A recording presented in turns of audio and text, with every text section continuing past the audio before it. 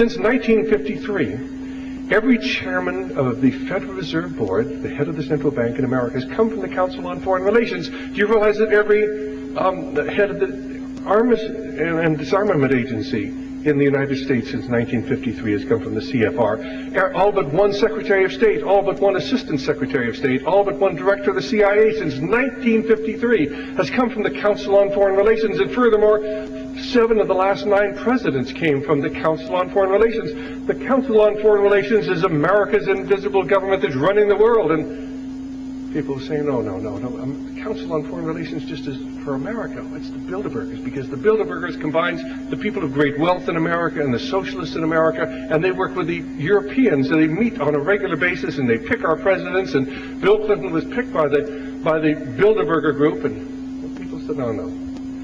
It's the Trilateral Commission, because that includes the people from the Orient and from Japan and from the Pacific Rim. And this is an international movement towards world control. And others will say, oh no, it's the Illuminati. It's the Illuminati. In fact, haven't you ever looked on the back of a dollar bill? You look on the back of that dollar bill, and what do you see there? You see the pyramid with the all-seeing eye over the top of that, and that's the symbol of the Illuminati. You see that?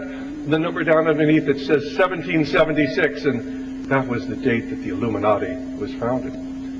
But the problem with that is that the Great Seal of the United States, from which this occult emblem came, and it isn't a cult emblem, and that's not the eye of the god that we worship. That's the sun god. If you read occultist, that's the eye of Horus. That is indeed the eye of Lucifer that's on the back of the dollar bill.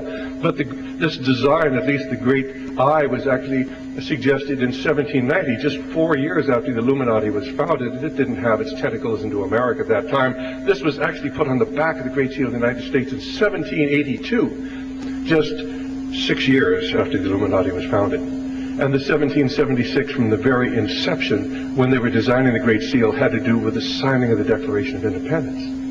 The Illuminati was a very powerful force in Europe and infiltrated the Masonic lodges and played a part in the French Revolution. Others will say it's not the Illuminati, it's the Lucis Trust. If you've never heard of the Lucis Trust, it used to be called the Lucifer Trust. And this whole thing is Luciferian, and the Lucis Trust used to be right in the United Nations Plaza. And it's working today, and you'll find people like Robert Mueller and Theodore Hirschberg, formerly at Notre Dame, and many of our key and most important people in America are tied into the Lucis Trust, which used to be the Lucifer Trust, and it's all Luciferian. And others are going to say, no, you don't understand. It's the Masons.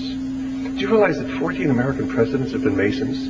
Do you realize that people wonder why they took God out of our schools and God out of our public exhibits, why we can't have four of the Supreme Court judges, of the 6 Supreme Court judges who voted to do that, were Masons, and the Masons have always supported separation of church and state in this wall of church and state because they worship a different God. And this indeed is a Masonic symbol. It isn't an Illuminati symbol. This is the Masons. And others are going to say, well, it isn't really the Masons, it's the New Age. The New Age has infiltrated every aspect of our life today. It's every place. If you haven't read the book, The Aquarian Conspiracy, you can get it, written by Marilyn Ferguson. And, if you look on the front of that, the symbol of theirs almost looks like 3 6s intertwined. The New Age movement is certainly one of the most powerful movements in the world today. And then there's others who say, oh no, it's the oligarchy, it's the ruling houses of Europe.